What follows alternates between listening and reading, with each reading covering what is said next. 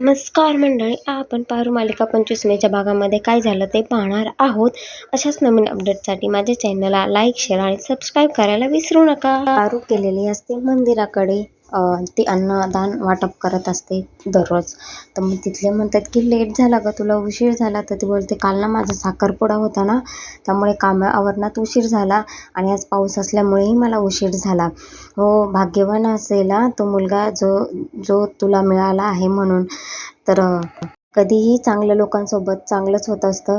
मग तेवढ्यात आदित्य येतो आणि आदित्य म्हणतो, पारू तू इकडे काय करते? तर मग पारू म्हणते की ना मी उरलेलं जेवण इथं देण्यासाठी येते. तर मग आदित्य म्हणतो मीही वाटू का? ती म्हणते चांगला नाही दिसणार. चांगलं कसा नाही दिसणार? मग तिथली एक मुलगी बोलते की हा तुझा नवरा आहे का? तर तो नाही म्हणतो, कालच हिचा साखरपुडा दुसऱ्या मुलासोबत झालेला आहे. मग ठीक आहे. मग तो बोलतो चल आता मी तुला घरी सोडवतो. ती म्हणते नाही, तेलकट डबे आहेत माझ्याकडे, तर मी जाते रिक्षाने, तुम्ही जावा. मग एक रिक्षा बोलवतो आणि तिला बसवून देतो रिक्षामध्ये. सकाळी सगळेच पूजेसाठी निघलेले असतात. तेवढ्यात तिथे दिशा पडल्याची ॲक्टिंग करते आणि म्हणते खूप दुखतंय. मग ते बोलतात की प्रीतम हिला घेऊन जा. प्रीतम नाही बोलतो. दामिनी आंटीला थांबवता नाही म्हणते, सासू मग तुम्हीच थांबा. बरं ठीक आहे, मी थांबते, तुम्ही जावा निघून असं बोलते. आणि मग सगळे पूजेला जातात. तर तिथे आदित्य बसतो पहिला पूजेला. गुरुजींना बोलते की दोघांना एकत्र बसता येईल का? जी काय दक्षिणा होईल ती किर्लोस्करच देतील, त्याची चिंता करू नका. तर पारू म्हणते नाही, ते मी नाही बसणार म्हणून, कारण ते मालक आहेत, मी मोलकरीण आहे, असं कसं बसायचं ना पूजेला एकत्र, मी नाही बसणार बोलते.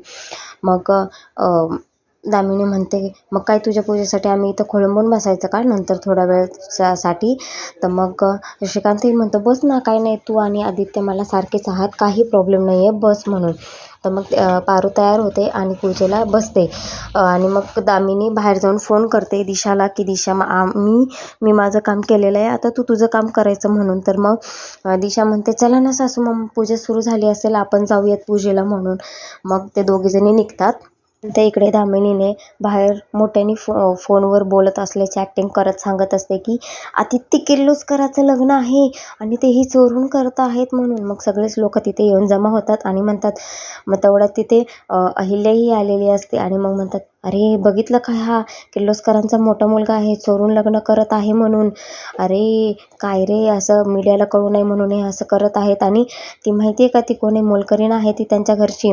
मग हे सगळं अहिल्या ऐकत असते आणि म्हणते हे कोणी सांगितलं तुम्हाला की इथे लग्न चालू आहे म्हणून, एक पूजा चालू आहे इथे? तर मग तिथले गुरुजी म्हणतात की ही एक दोष निघाला होता त्यांच्या पत्रिकामध्ये, ती पूजा चालू झालेली आहे. मग अहिल्या म्हणते की पारू तू कसं काय बसली? त्यांनी म्हणले ते ठीक आहे, पण तू कसं काय बसू शकते? मान्य आहे, मी मोलकरीण आणि मालकामध्ये मी भेदभाव करत नाही, पण ह्या गोष्टीमध्ये तरी माझा मान सन्मान गेला ना गं, तुला कळत नाही का? तू कसं काय धाडस केलंस माझी माझी जी काय आहे ती मोडण्याची? मग मारुतीला म्हणते तुलाही सांगता नाही आलं का रे की पूजाला बसायचं नाही म्हणून दोघांनी सोबत? का याचा अर्थ असा होतो की तुम्ही माझ्या चांगुलपणाचा फायदा घेत आहात? तर मग मारुती म्हणतो की आमच्याकडून चूक झाली म्हणून. पारूला म्हणते तू आता इथून उठ म्हणून. तू उठते, पण गुरुजी म्हणतात की अशी अर्धवट पूजा सोडता येणार नाही, आणि जरी सोडली तर आदित्यच्या आधीच ग्रह चांगले नाही आहेत, आणि असं जर केलं तर ती पूजा दोघांनाही लाभणार नाही.